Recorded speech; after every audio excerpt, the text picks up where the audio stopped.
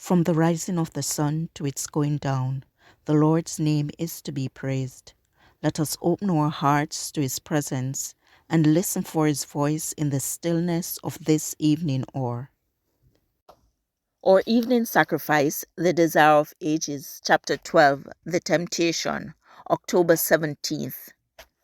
Shun evil companions, bad language disdain, God's name hold in reverence, nor take it in vain.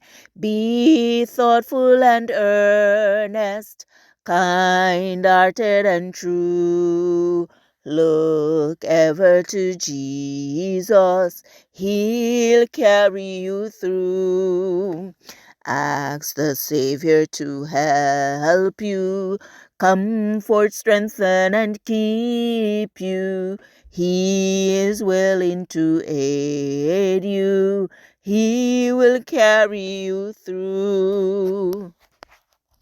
This chapter is based on Matthew 4, verse 1 to 11, Mark 1, verses 12 and 13, Luke 4, verse 1 to 13. For it is written, He shall give his angels charge over thee to keep thee, and in their hands they shall bear thee up, lest at any time thou dash thy foot against a stone. And Jesus answering said unto him, It is said, Thou shalt not tempt the Lord thy God. And when the devil had ended all the temptation, he departed from him for a season. Luke 4, verse 10 to 13. When Jesus entered the wilderness, he was shut in by the Father's glory. Absorbed in communion with God, he was lifted above human weakness. But the glory departed, and he was left to battle with temptation. It was pressing upon him with every moment. His human nature shrank from the conflict that awaited him. For 40 days he fasted and prayed, weak and emaciated from hunger, worn and haggard with mental agony. His visage was so marred more than any man, and his form more than the sons of men. Isaiah 52 verse 14. Now was Satan's opportunity. Now he supposed that he could overcome Christ.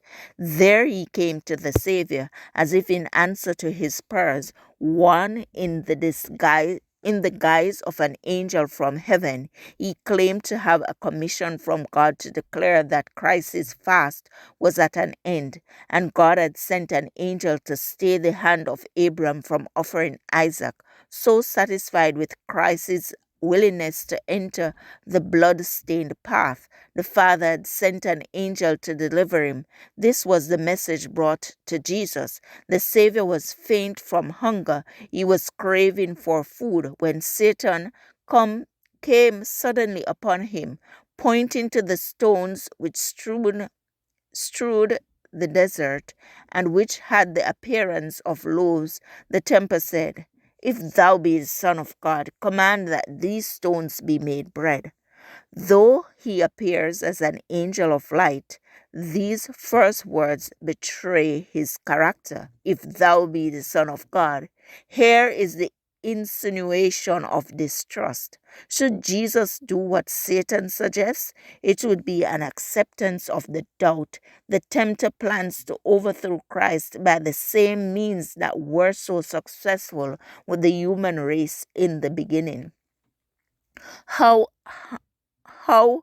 heartfully had Satan approached Eve in Eden. Yea, hath God said, Ye shall not eat of every tree of the garden? Genesis 3 verse 1. Thus far the tempter's words were truth, but in his manner of speaking them there was a disguised contempt for the words of God. There was a covert negative, a doubt of the divine truthfulness. Satan sought to instill into the mind of Eve the thought that God would not do as he had said, that the withholding of such beautiful fruit was a contradiction of his love and compassion for man. So now the tempter seeks to inspire Christ with his own sentiments. If thou be the Son of God, the words rankle with bitterness in his mind. In the tones of his voice is an expression of utter incredulity. Would God treat his own son thus? Would he leave him in the desert with wild beasts, without food, without companions, without comfort? He insinuates that God never meant his son to be in such a state as this. If thou be the Son of God, show thy power by relieving thyself of this pressing hunger. Command that this stone be made bread.